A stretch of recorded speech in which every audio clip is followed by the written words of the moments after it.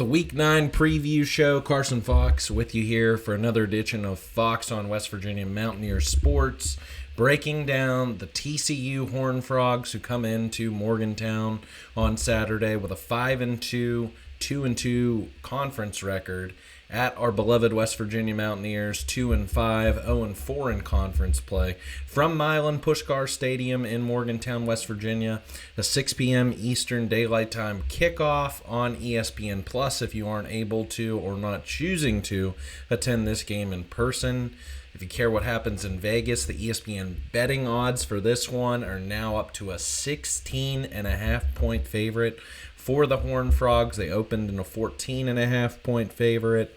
Through the middle of this week, it was 15.5. Just refresh it before I start to record this video, and it's now up to 16.5 with an over-under set at 55.5. So that number's come down from where it opened at 57.5. And the ESPN matchup predictor for this one does not like the Mountaineers' chances at all. Just an 18% chance of victory, which I kind of think is a bit high. So for tonight's contest, we're going to talk about the usuals with my preview videos. We're going to talk about the matchup histories. We're going to be talking about what's on the line for both teams, and both teams still have things to play for this one. Weather alert, injuries, what to watch for when West Virginia has the ball, what to watch for when TCU has the ball, special teams breakdown, 3 keys to victory, get you out with a prediction with my good friend, the West Virginia Swami, to participate in this one. So if you would please hit that thumbs up button. Please like this video so more Mountaineer fans can see it across YouTube. That'll help out the algorithm especially. And if you like this by the end of it, I'd love to have you a subscriber to my channel. Really appreciate all the engagement on my basketball preseason video that I made last night. And now we're getting back into football because there's still at least a month's worth of football that we need to talk about with this team. So matchup history, this has been one of the more even series, I feel like, of West Virginia's opponents in the Big 12. So West Virginia and TCU have squared off 13 times before. The very first time in the 1984 Blue Bonnet Bowl, in which West Virginia won 31-14. Very competitive series. 7 of the 12 matchups have been decided by 10 points or fewer.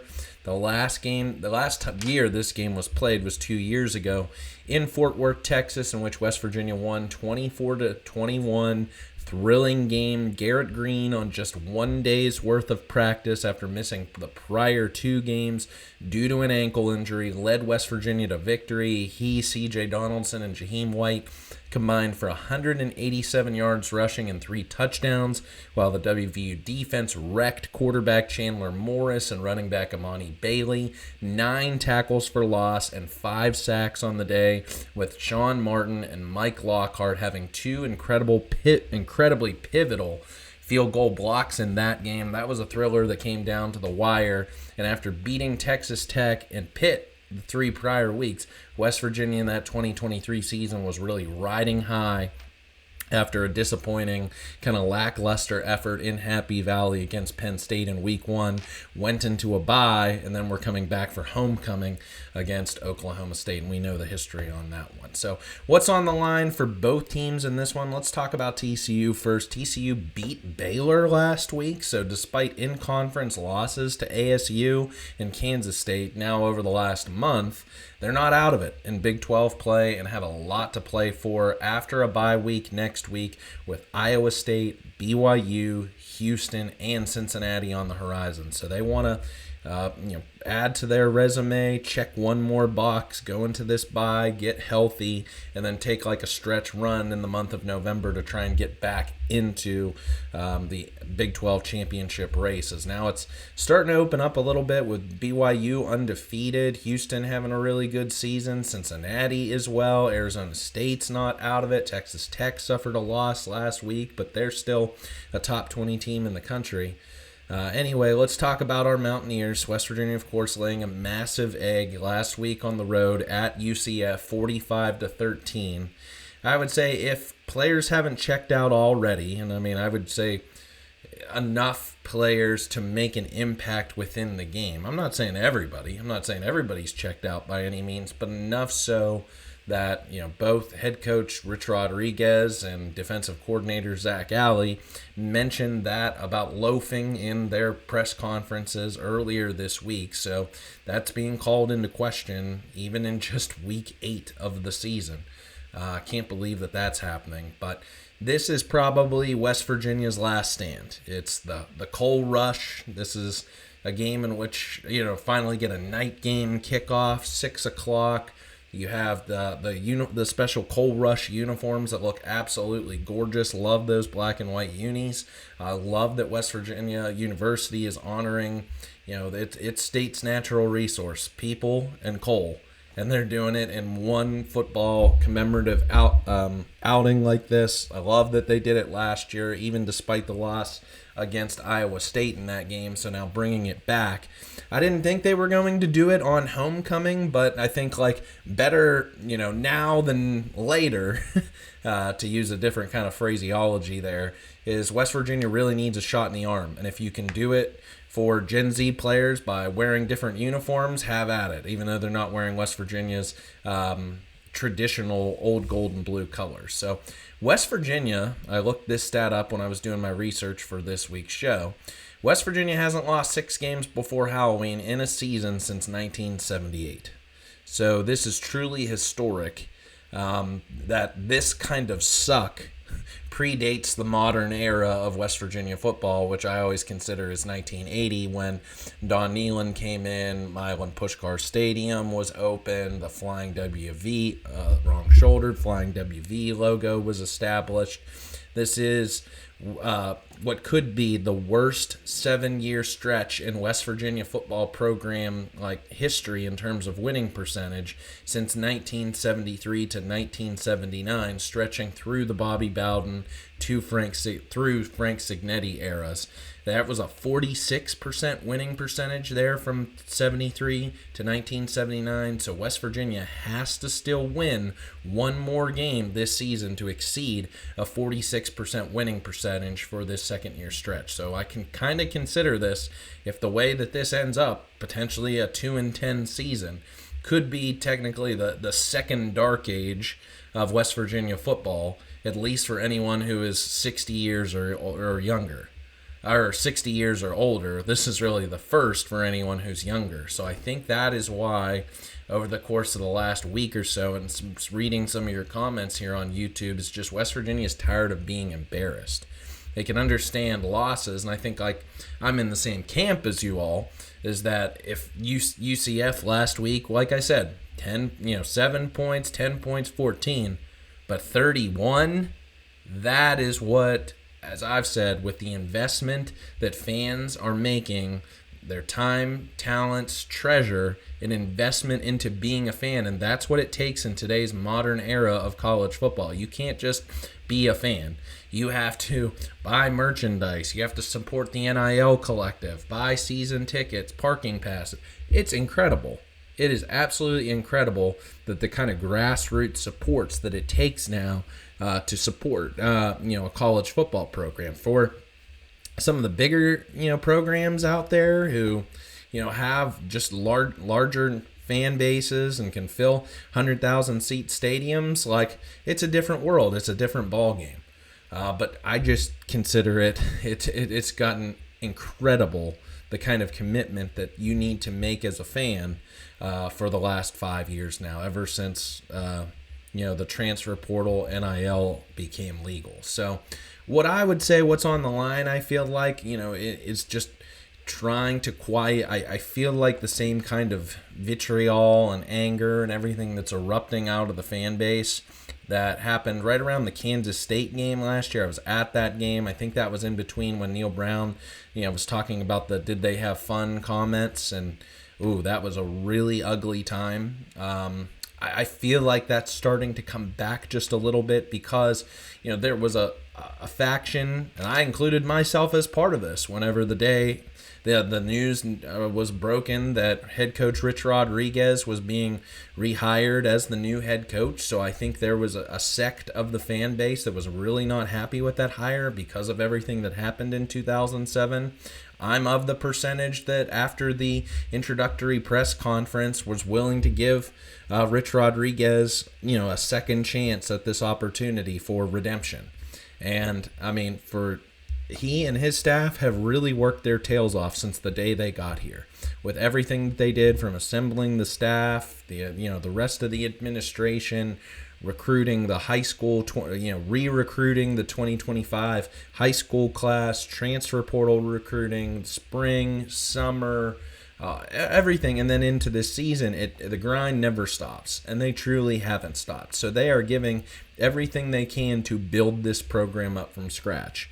Unfortunately, things just haven't, dots haven't connected. Won the backyard brawl, thank God, but just all of those things that are like, you're waiting for this, domino to fall, or here's the downside of all of the things that West Virginia has done from adding all of these new players and predominantly through the transfer portal. Here's what can happen. This is kind of the downsides of this. Colorado brought even over a future Heisman Trophy winning quarterback or wide receiver cornerback and a really good college quarterback, and still only ended up going 4-8 their first season. Well, this could be even worse than that. So what's on the line? I feel like to summarize here is just I feel like kind of we know where this is headed for the season, but if your best opportunities are to win at home, you only have 3 more cracks at this. And if, as I said, Texas Tech might be sitting in a position of winning the Big 12 championship in the regular season, or getting to the Big 12 championship game, the last game, it's this or Colorado. So moving on, weather alert, high of 57, low of 36, partly cloudy without precipitation. A little bit chilly, but I've been in Mountaineer Field where I feel like the degree, the temperature is increased at least 5 to 10 degrees because of you being surrounded. The way the stadium sits, especially if you sit in the lower bowl, and just whenever you're surrounded by other fans, it just seems like it's a little bit warmer. So might have to wear a hoodie or a jacket or both, depending upon what you want to wear. Wear black, everyone. Wear it in support of the coal rush. So that's why I'm for the donning the attire for tonight's episode. So weather shouldn't impact the game at all. From an injury standpoint, we got the second rendition right before I started to record here of the availability report. Many of the same usuals are out for this contest. Markial, Henderson, I don't know why on Henderson, Jaheim White, Ty Edwards, Jaden Bray, Cooper Young, Julian Horton, Ashton Woods. The new one added to the list, Camden Pitchford, who I think was a walk-on added in August camp. Nobody's doubtful. 3 players are questionable. One being Hammond Russell, who did not play last week against UCF, and really West Virginia missed him in the middle of that defensive line as a starter. Christian Hamilton, who really hasn't done much at receiver. Khalil Wilkins being the big one. Khalil's been beat up. Ill-advised, having to run as much as he has in his two most recent appearances. Now he played in the Utah game as well, but and got beat up through that one, but definitely BYU, and then last week against UCF. So hearing from Coach Rod that he's kind of like the emergency third string quarterback, well, that makes me question who's second string. If you're missing out on if you're missing out on Markial and Henderson, and it's no Wilkins, are we seeing Scotty Fox, or could Max Brown be involved? We're going to put a pin in that and come back to that. Probable, Tykees Crawford. He was upgraded from questionable to probable, so considering he's made that move and probably practicing for the Mountaineers, I'd imagine he'd play, even though I think it's Malik Agbo time anyway at right tackle. For TCU, the players of note who are out, doubtful, and probable, Jacoby Hayes. He was last week's kickoff returner against Baylor and had a couple of decent returns, so he's already being declared out for this one. Doubtful, third-string running back Jeremy Payne and starting left guard Cade Bennett might be out. They're doubtful. And then probable, does that mean 75% or more? So we should assume them. Kavorian Barnes, they're starting running back. So that's one that's noteworthy. So what to watch for when TCU has the ball. So talking about the West Virginia defense against the TCU offense. Ooh, this is a tale of two stories, unfortunately, from a statistical perspective. For the TCU offense, 36 points per game, tied for 24th in FBS, 437 yards per game. That's 32nd across the nation. West Virginia now up to 31. TCU, their offensive coordinator, second-year guy, runs the air raid, Kendall Briles. For the West Virginia defense, West Virginia is now up to tied for 110th in FBS with 31 points per game allowed, 416 yards per game allowed. That's 114th. Terrible. So now from a statistical perspective, not I would say truly from if you watch the games, you can tell that this defense, if you exclude Big 12 play and just let's go back to the backyard brawl, about how much better that this defense has looked. But it's been a completely different story, and that's why, as these numbers have gotten massaged through these 4 games, we're right back to about square one of where the 2024 season went. So about TCU, who to watch for the Horned Frogs, number 10 junior quarterback Josh Hoover, 5th in the nation in passing yards with 21-24 for the season with a nation-leading 21 passing touchdowns, just 6 picks. Technically has carried the ball 33 times for 102 yards rushing, but has lost 95 yards in sack yardage, but with 2 rushing touchdowns. I would say he would be similar in the same kind of vein as Taven Jackson last week at UCF. Predominantly going to be a pocket passer, but has that ability to kind of manipulate outside the pocket, but not the kind of mobile threat that I would say a Bear Bachmeier, Devin Dampier, and Jalen Daniels were for their respective clubs. So Josh Hoover, excellent passer, excellent deep ball thrower. He can toss a pigskin around. He's one of the best in the Big 12 Conference, one of the best in the nation, and has continued to just improve upon what was a 4,000-yard, I think, season as a sophomore. So, wow, TCU found its heir apparent to the kid who took him to the national championship in 2022. Just lost it. I had it there for a second, but just totally lost it. So then I really like the way that this offense is constructed. I think that West Virginia needs to kind of take a page out of this book because TCU is kind of loaded at the skill position players and has built out their offensive line really well. Eric McAllister, number 1 senior wide receiver, 12th in the nation in receiving yards with 603, 5th in the nation in receiving touchdowns with 7, 6'3", 205, big solid receiver. Team leader in receptions is number 7 junior wide receiver Jordan Dwyer, 32 catches, 468 yards, and 3 touchdowns. Also, an oldie but goodie. Oh, gosh, got to go back to that 2023 game at Houston. Remember this name, number 14 senior wide receiver Joseph Manjack IV, and how he tore up the Mountaineers in that game against the Cougars, led by former head coach Dana Holgerson. 6'3", 210 on Joseph Manjack. And then number 0, senior tight end DJ Rogers, 23 catches, 226 yards, and 2 touchdowns, 6'4", 250. So big wide receivers, and they all, look at those reception numbers on there. And then, but they can still run the ball. Their bell cow at running back is going to be that senior who I just previously talked about in the injury report, number 2, Kenorvian Barnes, 5'9", 220, transfer from UTSA. See, your bell cow in your conference is going to be a guy who's over 200 or 210 or more pounds. You have to have that as your bell cow in college football these days. 74 attempts, that leads the team in carries, 391 yards for a healthy 5.3 yards per carry average with 3 touchdowns, and he's coming off a season-high 25 carries last week versus Baylor, in which he rushed for 106 yards and 2 touchdowns. So he's a talented back, that Kenorvian Barnes. Your change of pace back for TCU is going to be number 6, senior Trent Battle, still 6'1", 205.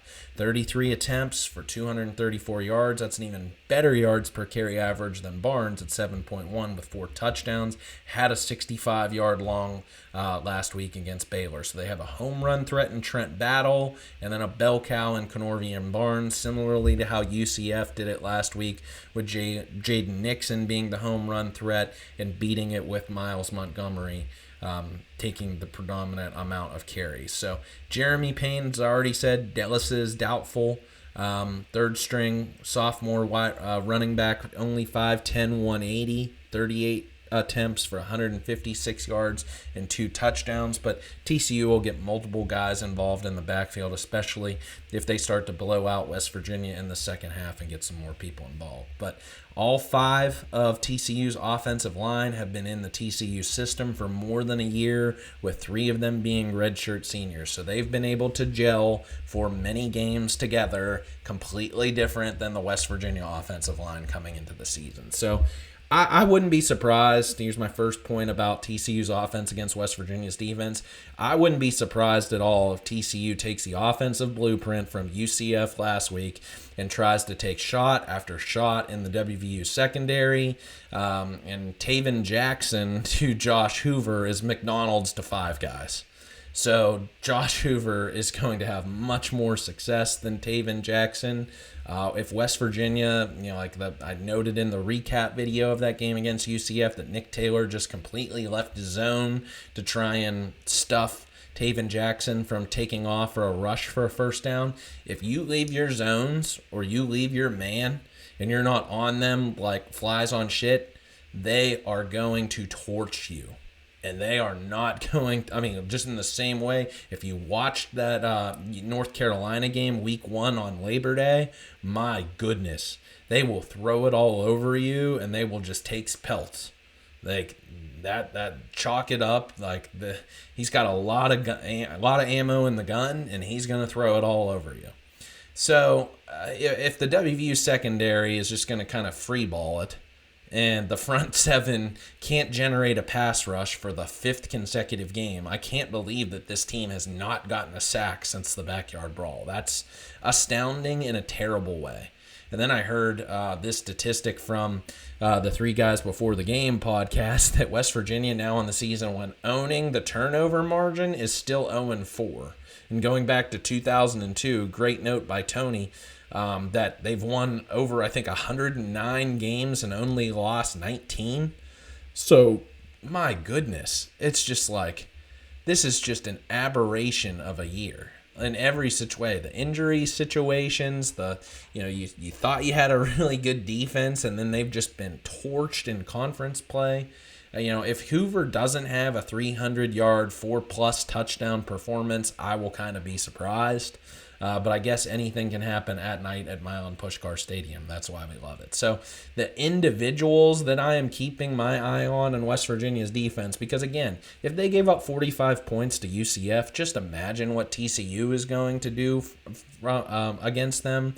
So if this is going to be a completely uncompetitive game, again, from here on out is all about evaluating those players who have extra eligibility for next year and whether they are worth a damn in keeping for next year. I hate to be that blunt. I hate to be like that guy that doesn't really sugarcoat things, but that's really the honest truth. Is now myself and I'm sure the coaching staff, and I bet they've been this way honestly kind of behind the scenes since week 1, is they are in full evaluation roster management mode, or they are identifying, okay, how many quarterbacks do we need? How many running backs do we need? How many tight ends, receivers, offensive linemen, everybody on defense, etc. So now, players on the West Virginia defense that I'm watching is obviously Nick Taylor.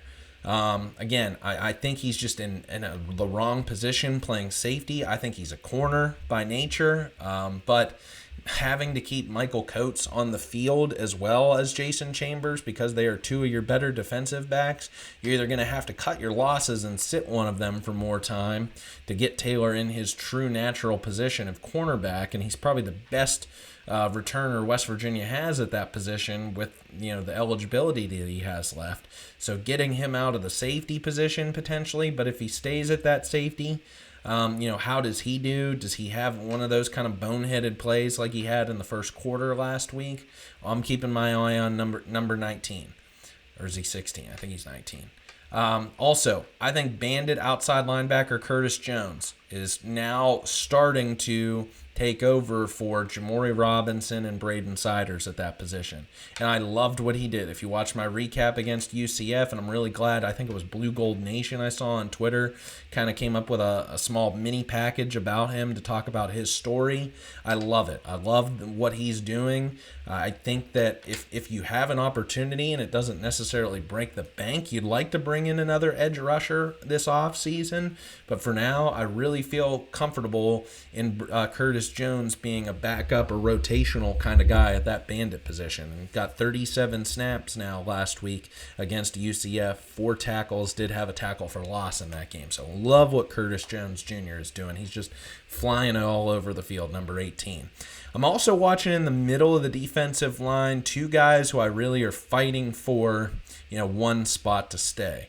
It was nice to see that Corey McIntyre Jr., after missing all of last season with a, unfortunately, torn ACL prior to, I think it was the spring game of 2024, so he just missed all of last season, but he's now in there, got 33 snaps last week, and really appreciate the snaps report, as always, from On3 Rivals is Keenan Cummings. I love these. This is really helpful for content creators like myself. So McIntyre with 33 snaps. Nate Gabriel got 27 last week. McIntyre going to be a junior. Gabriel going to be so they'll both be juniors because McIntyre got the medical redshirt year. I think it's put up or shut up time to find out who's kind of going to take over in the middle. Otherwise, West Virginia is going to have to go in the transfer portal for a nose tackle. Big-bodied guy. And 1 or 2 of those maybe will be backup players because Elijah Simmons only got 7. He'll be a redshirt senior last year. He was a JUCO transfer. I don't think he makes the cut. So who is it? Is it Gabriel? Is it McIntyre? Do they show something in this game? I'm also watching at the nickel safety. I think 2 guys who are kind of vying for being a part of next year's team is true freshman Chris Filippo, who got 13 snaps last week, to Zay Jennings, a guy who really made an impact, it seemed like, in that 2024 spring game with under Neil Brown. But ever since, it's kind of just like he's a ghost. Zay Jennings doesn't get on the field. A guy who the previous administrative recruiting staff guys were really, really high on, made a ton of plays out of high school in Cincinnati, but unfortunately just hasn't seen the field. So that's a concern to me that Zay Jennings isn't getting more playing time. I mean, now into the back half of his sophomore season. So do you want him for 2 more years after this? Then also at the other safety position, another player who I feel like is really fighting for his eligibility life for next year, Jacob Boyce. Just 19 snaps last week, and I feel like was really overtaken by Jordan Walker, who I know is in his 1 and only year's worth of eligibility in Morgantown, a transfer, I think, from Chattanooga. But Walker came on and had an interception, so if he's going to make plays, I know it was against UCF's 4th-string quarterback, Vitor Belfort's nephew or cousin or whatever. But to make plays like that, then you deserve more opportunities. So if Boyce isn't going to make them, get Walker onto the field and at least have a guy that's going to compete. So places where I would really start to sub at this point in the season, I think we really need to see more of, again, because he has eligibility for next season, is defensive end Asani Redwood. He's been a guy who, been on and off the injury list, but it seems like this year is finally truly healthy. And we got to know he's got 1 more year's worth of eligibility for next year. Is he a guy that, is just kind of, again, like a second string rotational kind of backup guy, or is he a guy that you feel comfortable penciling in and saying, okay, we got a Sonny Redwood at defensive end to be a starter for next year? Love Eddie V, love Eddie Kelly. I think they're really tough, competitive guys who give it all in all. But I'm sorry, we're kind of at this point in the season that we'll see how it goes. I feel like, throughout the first half of this game, but, starting into the second half and then the rest of the way out, if we're talking about a 2-6 team after Saturday, I want to see more Redwood. Got to. And then same difference with at safety, Kokora Tarnu, Derek Carter. It's either Jacob Boyce or Caleb Gray. A guy whose name hasn't been mentioned at all this season, hasn't gotten on the field, but look at what West Virginia is going to retain at the safety position, y'all, and you'll want to cover your eyes in fear. There's just nothing. Like, West Virginia really went heavy and hard in the transfer portal and came away with a bunch of one-year guys. So if they don't have the eligibility to come back for next year, you gotta see what some of these guys who do have eligibility, whether they can play or whether they're better than the current starters who are out on the field or not, to give them a chance. That's why I'm saying, like, I love Michael Coates, and Jason Chambers has been a really solid number 2, but Nick Taylor's going to be probably the one and only guy in that cornerback room that you feel really comfortable with potentially being a starter for next year. So that's what I mean to say. Or, the coaches just want to kind of take a, screw it, this is a wash of a team, we're going to replace everybody. I don't know. That's something maybe that will, as Rich Rodriguez and Zach Alley get more frustrated, maybe there'll be a Freudian slip that comes out. We'll have to keep an eye on the press conferences. So, does West Virginia get any sacks early in the game? That's going to be something that ignites the crowd. So if there's a really nice crowd at Milan Puskar Stadium, and with it being homecoming, I would suspect that it's probably not going to be 100% full like the Backyard Brawl was, but if it's somewhere in the ballpark of 80% or more, at least to start out, what's going to ignite this crowd any more than a big-time sack? Turnovers, but I'll save that for my 3 keys to victory. So let's talk about when West Virginia has the ball. So the West Virginia offense versus the TCU defense. West Virginia now down to just 21 points per game offensively. That's tied for 110th in the nation. 354 yards per game, 98th in the nation. TCU's defense giving up 26 points per game allowed. That's tied for 89th in the nation. That's not the greatest of numbers, but TCU's had a really hard schedule I'll talk about in a second. 382 yards allowed per game. That's 87th in the country. What do you know? For every opponent West Virginia's played, a multiple 4-2-5 scheme under second-year defensive coordinator Andy Avalos. The guys who really stick out, and there are a ton for TCU for me, first and foremost are their linebackers. Number 3, Caleb Alarms-Orr, and number 4, Nnamdi Abiasor. They're 2 of the top tacklers in the Big 12 Conference, 1st and 5th respectively, with 110 combined. Alarms-Orr also has a team-high 5 tackles for loss and 3 sacks. He's been an all-star for this TCU defense so far this season. Number 11, senior defensive end Devin Deal. He was on some preseason all Big 12 kind of watch list. He does have a team-high 6 QB hurries on the season with a forced fumble recovery, but just 3.5 tackles for loss and 2.5 sacks. Maybe teams are keying on him more in pass protection, so that's why his numbers aren't as... He's still getting after the quarterback, obviously, by that QB hurry statistic, but not getting and knocking the quarterback to the ground for sacks. So, but you got to watch out for him on the outside. The accolades in the preseason for TCU went to senior safety Bud Clark, and while he's been really good with 5 pass breakups and 2 interceptions, junior safety Jamel Johnson has arguably been better. 4 interceptions, 2 pass breakups, a fumble recovery, and 55 tackles on the year, which is good for 6th in the Big 12. So as I've now said, the 1st, 5th, and 6th leading tacklers in the Big 12 Conference all play for TCU. Woo! I don't want to wax poetically any longer than I really have to about this TCU squad, but they got some dudes at all three levels, as I've said now. They played a pretty solid schedule to this point in SMU, at Arizona State, at Kansas State. I think that makes a difference. I think Kansas State just got really off to a really rough start and have started to right the ship a little bit. And then last week, TCU taking on Baylor. So again, as I said at the onset, after this week, TCU has a bye. Then they get into the home stretch of trying to compete for a Big 12 championship game appearance. So they probably want to go into the bye with a lot of confidence for this stretch run. So let's talk about the West Virginia offense. It was reported, I feel like, Monday, and this is why I'm a little confused, playing a little Detective Fox here. Why would you announce it on Monday that Scotty Fox is going to be starting at quarterback when you haven't really done that all season? I wonder if this was Coach Rodriguez playing some mind games, playing a little propaganda, and trying to get TCU to think to themselves, oh, we've seen this Scotty Fox, 4 QBR Scotty Fox last week against UCF. Oh, we got this bye week coming up. We're going to go on the road, smack West Virginia, and then we're just going to come home and coast into the bye.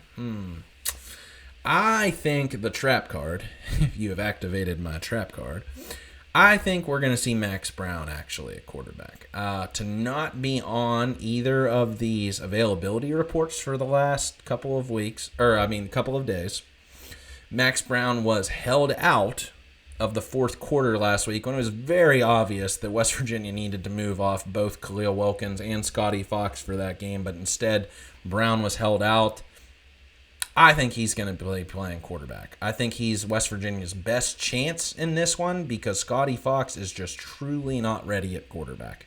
The offensive line did not support him at all with adequate pass protection, and when they did, he made ill-advised decisions outside of the pocket, ran himself into defenders, and got either sacked or tackled for a loss. So I think Max Brown is the last chance that West Virginia has to come out of the woodwork, get the start in this one. I'd love to see as the tagline, what can Brown do for you, rather than trotting Scotty Fox out there when he's just clearly not ready. Guy's got a cannon, got a gun. When he has had his opportunities in there and try and hurdle the defender out there, I think this is where you put your body on the line. And for a guy in, Max Brown, who, if he's a true competitor, if he wants to, here's where we at as a program. And you can look at it on two sides of the coin. Max Brown does have eligibility for next year. Max Brown didn't make it at Florida. He didn't make it at Charlotte. He's now come to West Virginia, and he was prophesied or, kind of projected to be the third quarterback on the depth chart behind Nico Marchiol and Jalen Henderson. Well, if those two guys have both self-redshirted themselves, dealing with some sorts of injuries, to what extent I don't know, this is your opportunity, Max Brown. If you want to try and make it at a Power 4 program, now is your time to prove it. If you can go in there, win the homecoming game against a team that's kind of burgeoning around the top 25 in the conference and wanting to challenge for the Big 12, for a fan base that is just like on the precipice of volcanic eruption of just like throwing their hands up. I've been one who just said last week on my recap video of UCF, my hope is lost. Hope is lost for 2025. So how big of a deal could you make, Max Brown, if you come out there and start for West Virginia? I think this could be huge. I think that could be huge for 2026. If you want to get paid, who else in FBS is going to take you at that point in time? If you'll be on your fourth school with 1 year's extra eligibility worth left, because I'm sorry, if Max Brown doesn't play for the rest of the year and it's just Scotty Fox, I don't see the point in bringing back Max Brown for 2026. But if he's a guy who comes out there and is like, hey, slings the ball around, is able to fight off some defenders despite a porous offensive line, that'd be great. That West Virginia doesn't have to break the bank, and you're already hearing other content creators out there saying that West Virginia is going to have to get a transfer quarterback next year. I don't know just yet. I kind of lean that way, but hey, there's this one quarterback that we have yet to see for West Virginia this year, and if this is his one and only shot because he's healthy and hasn't been up to this point in time, let's see it. So otherwise, I think just Wilkins is beat to a pulp. If Scotty Fox, he can't be the only quarterback truly who just goes out there, and you're just feeding him to the wolves. What does that say about this program if that's what you're going to do? That you have 5 quarterbacks on the roster, you're down to your true freshman, you're just going to throw them to the wolves in a homecoming game against TCU and in a night game? Like, I don't like that. I'd almost like just run the freaking wishbone or the wing T at that point in time, go completely ground. So I think we're going to see Max Brown. Don't quote me on that, but you heard it here first if that comes to fruition. So second point I'll say about the West Virginia offense, is it Dior Hubbard back at running back, or do we get more of Sincere Bowers? I just think Hubbard hits the hole a lot better than Bowers, so I'd like to see him back batting leadoff in the running back rotation. But still, West Virginia should utilize Rodney Gallagher again in the jet sweep game. 2 carries for 17 yards last week. Gerard Bowie, 2 carries for 15 yards. So use Gallagher first and then Gerard Bowie. I know that kind of turns fans' stomach sideways based upon what you saw out of Gallagher last year. But I'm telling you, that step that he needs in speed to be able to get by defenders, and he's breaking tackles, it's back. It's back from what it was in 2023, I feel like. I think he was dealing a little bit of an injury and not saying anything about it, and you could just notice he was a step difference. But I really like the way Rodney ran the ball, and I would like West Virginia to get the ball in his hands more, he and Cam Vaughn. So, like I said, use the short passing and bubble screen game as an extension of the run if you truly just don't trust this offensive line to get a push forward, even though I challenge this offensive line week in and week out to be better, to get better. Or can we finally freaking see Malik Agbo for more than just one series? Can we see Donovan Haslam? Can we see Jude Edwards? Can we see Josh Isosa? I figure that if they're not seeing the field, they're not anything better than what West Virginia is currently tossing out there.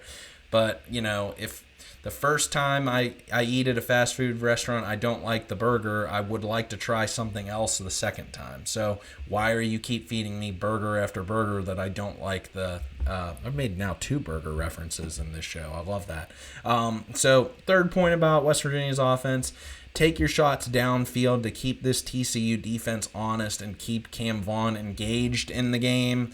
Like, if he can disengage quickly, kind of almost has that like George Pickens, I feel like, kind of a bit to his game. So it's just like, you did it on the very first play with Scotty Fox last week against TCU, do it again. Keep this TCU defense honest. Don't throw. I don't know who you're going to throw against, though. Is it Bud Clark on one side or Jamel Johnson on the other? It's just like, ooh, that's where it's going to be tough. But I think you have to be able to do it at home.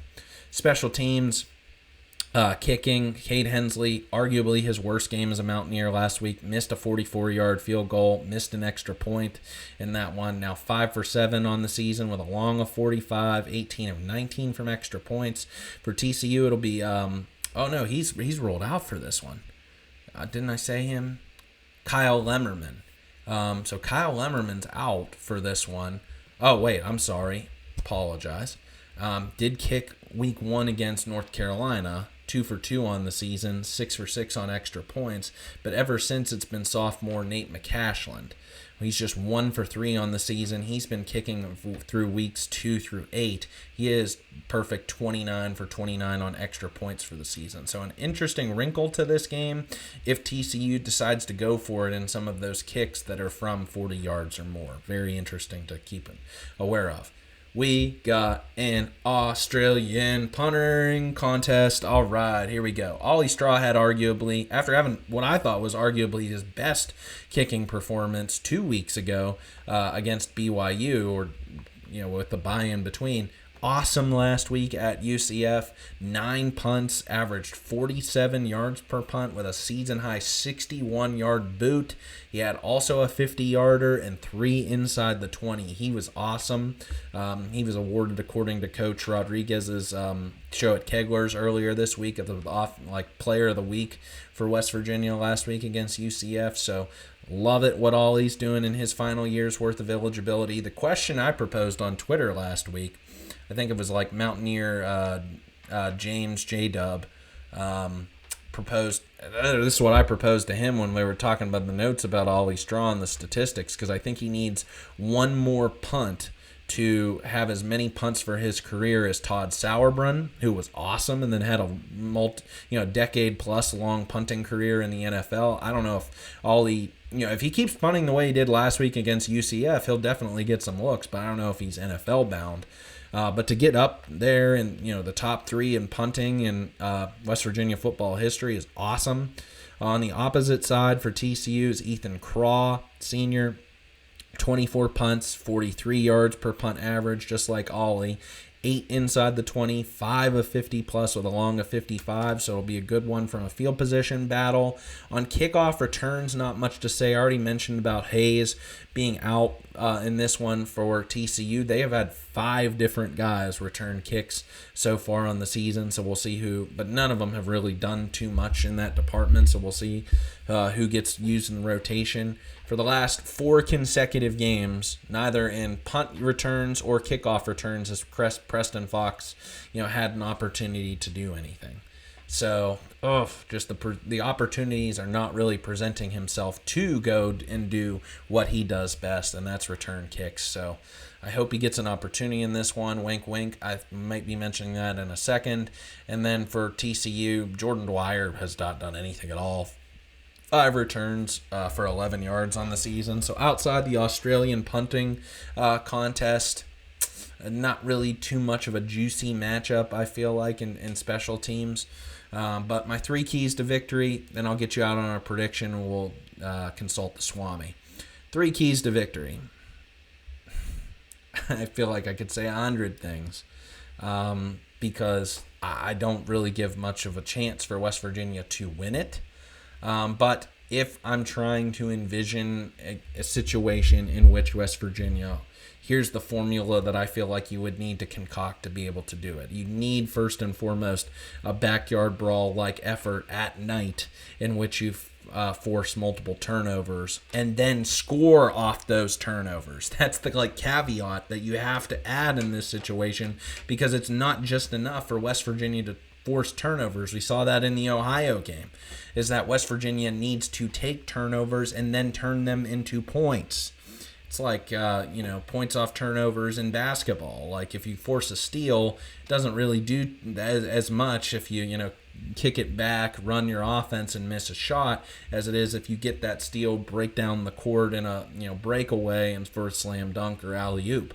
So that's what I mean to say. If West Virginia's defense can go out there, as they did against the backyard brawl, get after the quarterback, put pressure on him, play with reckless abandonment, and come away with some turnovers, then okay, that's the first piece.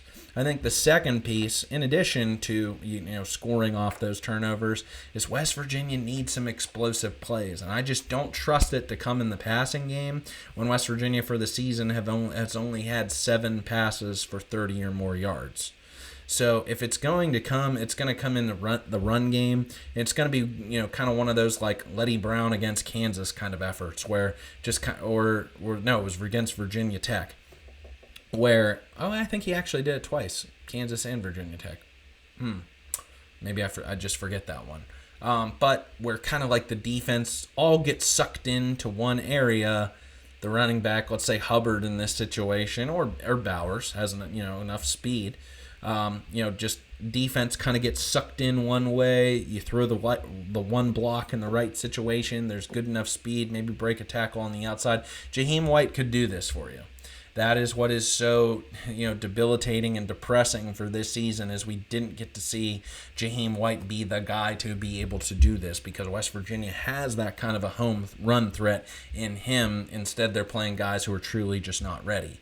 So if you can't have White out there doing it, can we get some other people involved, please? Is it Rodney Gallagher, as I said? Is it, Cam Vaughn in a bubble screen kind of game, or, deep shots down the sideline? Or is it Hubbard or Bowers, as I'm saying? Because I don't think, even if Brown starts, I don't think he has the kind of breakaway speed like that he's just going to take off like a deer. Wilkins has really good speed, but I don't think we're going to see him in this one. And also, I don't want it to have to be Wilkins because, my goodness, that boy has just been beat to death, it seems like, over the last couple of weeks, some of the hits that he's taken. So that's kind of the formula that I'm drawing up here. And then this is the one about special teams I wanted to come back to. 4 guys have done kickoff work for TCU, primarily Nate McCashlin, who has a touchback percentage of just under 50%. If he doesn't put it through the back of the end zone, I think you go all out on a kickoff return. That's easy money, easy points in the way that, I forget his last name, Henderson Jr. for Kansas did a few weeks ago. Now more than just a few weeks ago, but that's what I mean. If you can't create offensively generated points, the defense can get turnovers, but so many times it feels like they get an interception and they're just tripped up by their own man, or just someone comes out of nowhere and gets them before they get to the goal line, kind of a thing. Then go all out on special teams. This is where I really hope that Preston Fox gets his opportunity and he's able to take advantage of it. So those 3 things I'm going to say in which you force multiple turnovers and then you score points off them.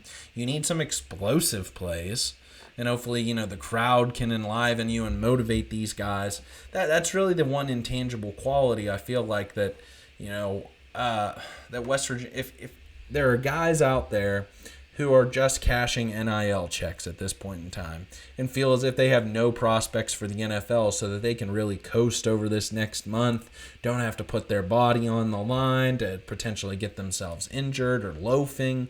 That's what I don't want to see. I want those players off the field, even if it means bringing in players who aren't as good from a talent perspective. And that kind of effort in front of Mountaineer Nation is just unacceptable. We can't have that. I'm not questioning that because I can't really get specific with who I'm seeing out there is kind of dogging it out there, but I want guys who want to play football. You only live once, the wonderful YOLO. So if you love football, want to play, how many people would love and die to be in your situation, to be able to suit up and not only play for the old gold and blue, but just play Division I Power 4 college football out there? So if you love to play, if you get hype, you're going to put on the pads, you've worked so hard to get to this point in time, that's what I mean to say. Is just bring that effort one more time. One more time, Mountaineer players. Bring and give all you have, and who knows, maybe something happens, but the offense can't keep shooting itself in the foot, running into the walls, and just insanity. That is what I feel like is ticking this defense off, that's mutinying the offense, because it's all right, we just know that they're going to suck already, so why are we, again, putting our bodies on the line out there and taking this kind of pounding if they're not going to be able to score points anyway? So that's where the onus is on Coach Rodriguez. I know he's said a lot in the media over the last week or so, but there is still a season left to be played, and we're just not going to just hang it up. We're not just going to that's where now I put on Coach Rodriguez is okay, if this game is for coal miners and your dad was a coal miner and you have so many in your family and you want to represent Mountaineer Nation and these fans who continue to show up for you, bought season tickets, and are going to do it, then you can't just shoo away this team. I'm already focused on 2026. No, let's see it. Let's see it Saturday night. Let's see it. Motivate these guys. If they don't want to motivate themselves, that's where you and the rest of the coaching staff need to be on their ass, chewing them out, or otherwise get the second stringers, third stringers on the field. That's what I thought we were getting with this hard edge mentality, but not really over the course of conference play for this year. But we'll come back to that as the season concludes in November. So prediction, all right, Swami felt really good about the West Virginia basketball team. He was saying some things to me last night that man, he really liked what the West Virginia basketball team's chances. And I feel like maybe I was like, all right, let's just, Swami, tamper that down a little bit. Swami doesn't feel very good about this football game. He hasn't really felt this week. He's kind of been dealing with some sickness.